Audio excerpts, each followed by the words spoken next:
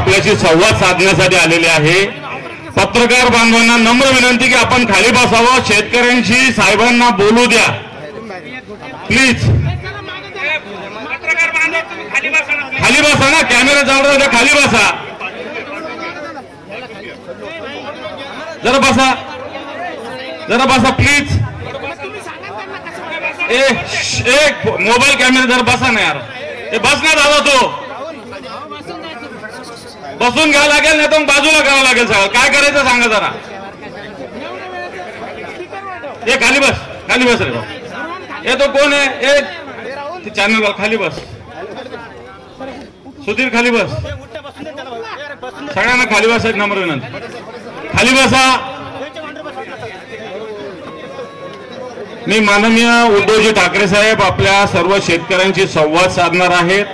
मी विनंती करतो की त्यांनी आपल्याशी बोलावं। उपस्थित सर्व शेतकरी बांधवांनो आणि भगिनींनो, मी कोणताही राजकीय प्रचार करायला आलेलो नाही, कारण तुम्ही सगळे जण आता कंटाळलात। दरवेळेला निवडणुका आले का आम्ही सगळे राजकीय नेते येतो आणि तुमच्या कोपऱ्याला गुळ लावून जातो।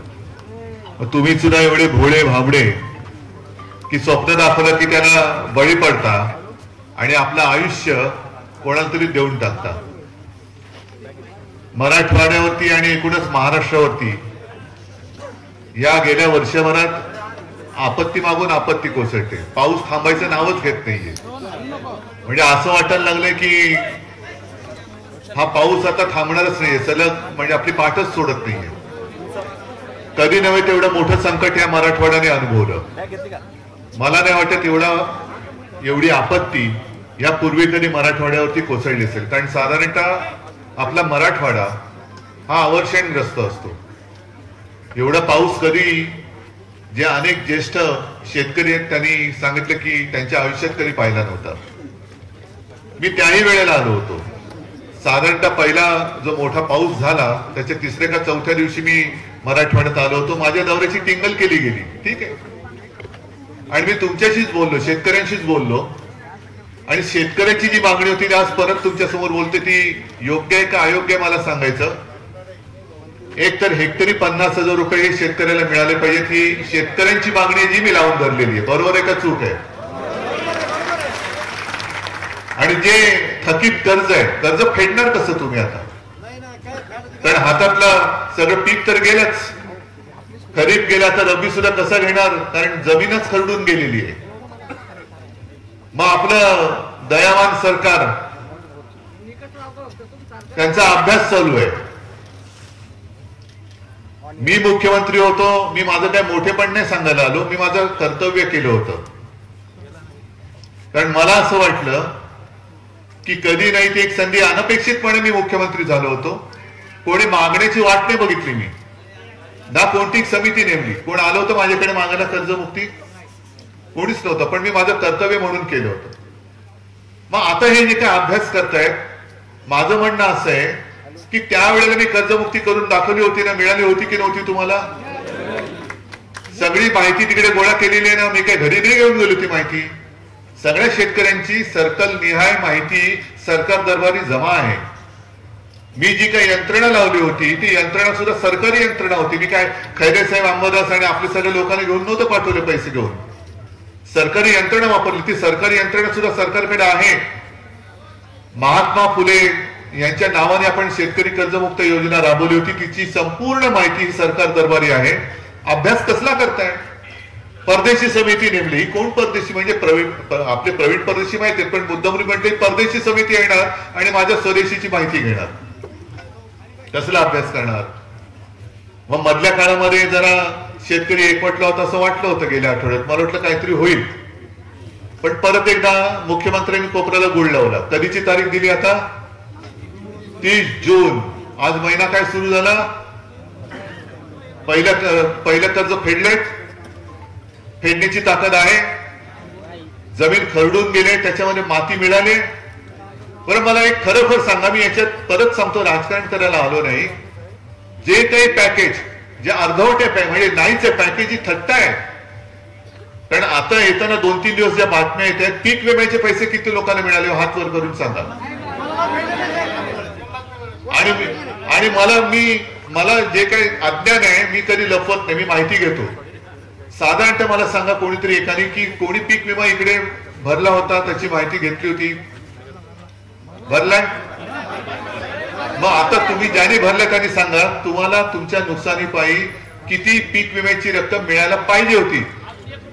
नाही मिळायला किती पाहिजे होती? अरे नाही, पण मला रक्कम सांगा ना, मग मी पुढचं बोलतो. पण साधारणतः रक्कम किती?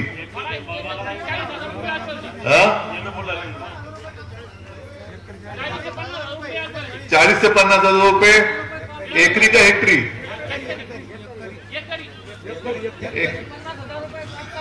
बरोबर आहे ना. 50,000 रुपये कापसाला, सोयाबीनला वेगळे, मोसंबीला 80,000 रुपये. अरे पण तुम्ही बघा, मी काय बोलतो नीट लक्षात घ्या, तुम्ही खोटं बोलताय. का बोललो? कारण पीक विम्याचे पैसे मिळायला लागले. अरे अकोल्यात मिळाले, किती मिळाले माहितीये? 2 रुपये, 30 रुपये. पालघर जिल्ह्यामध्ये, तिकडे ठाणे जिल्ह्यामध्ये 2 रुपये 30 पैसे मिळाले ना तुम्हाला. अरे काय थट्टा ही, शेतकऱ्याची थट्टा चालली. आणि मुख्यमंत्र्यांना सांगितलं, मुख्यमंत्री म्हणतायत की आता जर का मी कर्जमाफी केली,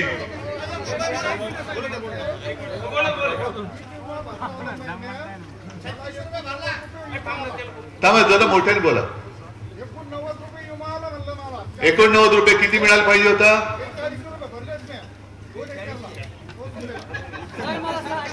जेवढे तुम्ही भरले, आता ज्याने 6 रुपये आले, बँकेचं स्टेटमेंट आहे. आणि मुख्यमंत्र्यांनी एक अजब शोध लावलाय. म्हणजे मी कर्जमुक्ती केली होती, मी हा विषय नाही बघितला, पण मुख्यमंत्री म्हणतात आता जर का कर्जमाफी केली तर बँकांचा फायदा होईल. आता मला हे कोणीतरी गणित सांगायचं, बँकांचा फायदा होऊ न देता कर्जमाफी कशी करतात? आणि आता जर का कर्जमाफी किंवा कर्ज नाही फेडलं तर पुढचं कर्ज तुम्हाला मिळणार का? खरीपाचं कर्ज मिळणार का? आणि जर मिळालं आणि 30 जूनला जर का ते कर्जमाफी करणार असतील तर मग 30 जून पर्यंतचे हप्ते तुम्ही फेडायचे की नाही फेडायचे? फेडणार कशा झालाच, पण जर जून मध्ये कर्ज माफच होणार असेल तर आता हप्ते भरायचे की नाही भरायचे मुख्यमंत्र्यांनी सांगायचं. आणि भरायचे असतील तर कुठून भरायचे? कारण ज्याची जमीनच वाहून गेले तो पहिलं माती मागतोय. कर्जाच्या आधी हे सगळे घेऊन ठेवा. एक कर्ज फेडायच्या आधी आम्हाला पहिलं कर्ज माफी करण्याच्या आधी पहिली माती तर द्या, मग पुढचं कर्ज द्या. आणि म्हणून मी तुम्हाला विचारायला आलेलो आहे, हा विषय मी काही सोडणार नाहीये. मी तुम्हाला न्याय मिळेपर्यंत तुमच्या सोबत राहणार. फक्त एक लक्षात घ्या, आता केंद्रीय पथक आपल्या बरोबरीने फिरते. तुमच्याकडे येऊन गेलं? येईल कदाचित. आज पेपरमध्ये मुंबईतून निघताना फोटो पाहिला, रात्रीचे टॉर्च वरून पाहणी करतायत. आता केंद्राचं पथक आले, मग हे केंद्राचं पथक जाणार, त्याच्यानंतर अहवाल देणार. आणि जिल्हा परिषदेला निवडणूक होतील तेव्हा आपले दयावान पंतप्रधान हे परत तुमच्या कोपऱ्याला गोळी लावणार, मोठं पॅकेज काहीतरी जाहीर करतील. पण आत्ताच जे केलंय, दिवाळीच्या आत आम्ही पैसे देऊ बोलले होते ना. दिवाळी होऊन गेली, आता ती काय दुसरं तुळशीचं लग्न ज्याला म्हणतो ते पण होऊन गेलं. पैसे मिळणार कधी? म्हणजे नुसतं पंचांग काढतायत, मुहूर्त मागून मुहूर्त काढतायत, पण मदतीच्या नावाने ठणठणाट.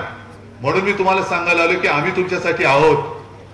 पण जेव्हा आम्ही एखादं आंदोलन तुमच्यासाठी रस्त्यावरती उतरू तेव्हा तुमची सोबत ही लागणार आहे, तुमची साथ लागणार आहे. एक 8-15 दिवसापूर्वी छत्रपती संभाजीनगर मध्ये मोर्चा काढला होता. आता एक ठराविक मुदत, मी तर म्हणेन आम्हाला जूनची मुदत मान्य नाही, आत्ताच्या आत्ता कर्जमुक्ती करा. तातडीने 50,000 रुपये हेक्टरी द्या. आणि ते केलं नाही तर तुमच्या निवडणुका तुम्ही लावताय. आता निवडणूक काढून घेण्यासाठी म्हणून आज जूनचा वायदा केलेला आहे. कारण नगरपालिका परिषद यांच्या त्यांनी आचारसंहिता लावली, म्हणजे तिकडे काय बोलायचंच नाहीये. आणि मग तिकडे जिंकल्याचा आविर्भाव केला, कारण मतचोरी हा सुद्धा विषय पोहोचला की नाही तुमच्यापर्यंत.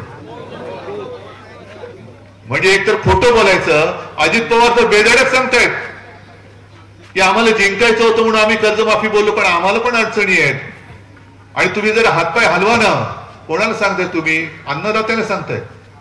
जो हातपाय हलवून सुद्धा आता आपत्ती अशी आली की तो हलवणारा हात त्याला कपाळावर मारून घ्यावा लागतोय, त्याला तुम्ही सांगताय हातपाय हलव. मग तुम्ही काय हलवताय? नाही म्हणजे सरकार हलवताय ना तुम्ही, असं मला म्हणायचंय. तुम्ही असं बघा, मी वेडावाकडे काय बोलत नाही, मी फक्त असं म्हटलं अजित पवारांना की तुम्ही सरकार हलवताय ना, एवढंच माझं म्हणणं होतं. पण आज तो शेतकरी हताशपणाने बसलेला आहे. आज तुमचं कर्तव्य आहे की अडल्या नडल्या शेतकऱ्याला आत्ता जर का या संकटाच्या खाईतून बाहेर काढलं नाही तर तो पुन्हा उभा कधी राहणार नाही. आणि म्हणून मी परत एकदा तुम्हाला वचन द्यायला आलेलो आहे की हे पॅकेज आता त्यांनी जाहीर केले ते तर आपल्याला मान्य नाहीच आहे, पण निदान ते जाहीर केले ते तरी द्या ना. मध्ये ते जे काय बोलले होते की खरडून गेलेल्या जमिनीला 3 का 3.5 लाख रुपये मनरेगात देणार, 3.5 लाख रुपये. आणि मी त्यांना सांगितलं की ठीक आहे, आम्ही बाकीच्या मागण्या तूर्त बाजूला ठेवतो, पण त्या 3.5 लाखातले 1 लाख रुपये तरी दिवाळीच्या आत माझ्या शेतकऱ्याच्या खात्यात टाका, बाकीचं पुढचं बघू आम्ही. पण तेही नाही, हेही नाही. मनरेगा म्हणजे तुम्ही मेहनत कराल, ते मेहनतीचे रोजगार हमी योजना आहे ती, त्यातले पैसे तुम्हाला देणार. हे असं थोतांड खोटं बोलणारं, मतचोरी करणारं, मतचोरी म्हणजे एक खोट्या थापा मारून पण मतांची चोरी आणि याद्यांमध्ये घोळ करून सुद्धा मतांची चोरी, या सरकार विरुद्ध आता आपल्याला एकवट व्हावंच लागेल. म्हणून मी सगळ्यांना नेहमी सांगतो की तुम्ही शेतकरी म्हणून एकवटत नाही तोपर्यंत तुम्हाला कोणी न्याय देणार नाही. शेतकरी म्हणून एकवट व्हा. शेतकऱ्याची ताकद, अरे तुम्ही त्या मातीतनं कोंब फोडता तर शेतकरी, या सरकारला पाजर नाही फोडू शकत, या सरकारला पाजर नाही फोडू शकत. शेतकऱ्याची ताकद काय असते ती दाखवून द्या पहिली, आणि ती दाखवण्यासाठी आम्ही तुमच्या सोबत आहोत. तुम्ही काळजी करू नका, बाकी कोणी येऊ न येऊ. मी आज मत नाही मागायला आलो, मी तुमच्याच लढ्यासाठी तुमची साथ मागायला आलेलो आहे. लढा तुमचाच आहे, लढणार, न्याय मिळवून देणार. आणि हे जे काय आता विम्याचे पैसे वगैरे जे काही येतात नाही, आता जसं दिलं 6 रुपये मिळाले, 3 रुपये, हे सगळं एकत्र करून आपल्या इथल्या कार्यकर्त्यांना द्या. दत्तांची काय ओळख करून द्यायची गरज आहे? आता त्यावेळेला लढलो होतो, बाहेरून मतदार आणले आणि पराभव केला आपला. तुम्ही असेच बसलात. 20,000 मतदार, हे मतचोरी बोलतो ती हीच बेधडकपणाने सांगतायत. कोण काय वाकडं करणार? बाहेरून 20,000 मतदार घेऊन आलो आणि आम्ही जिंकलो. अरे लाज वाटली पाहिजे, लाज वाटली पाहिजे अशा आमदाराला. बरं आता बसले तर बसलाय, दे ना माझ्या शेतकऱ्याला काहीतरी दे.